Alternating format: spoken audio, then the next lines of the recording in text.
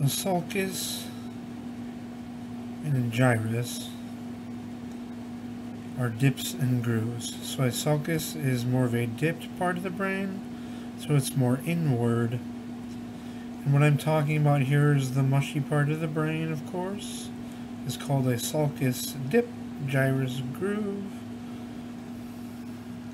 And this is located mostly in the left hemisphere of the brain. This sulcus, separating the superior temporal gyrus from the middle temporal gyrus in the temporal lobe of the brain. The superior temporal sulcus is in the first sulcus inferior, so lower to the lateral fissure. Laterally, you're also running parallel in most cases. Of course, you can Google that if you want to get secondhand information.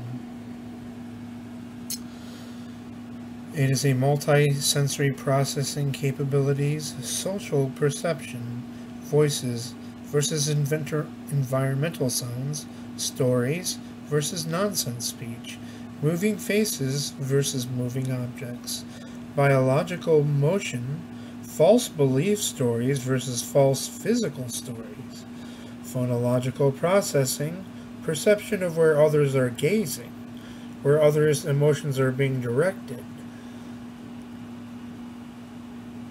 I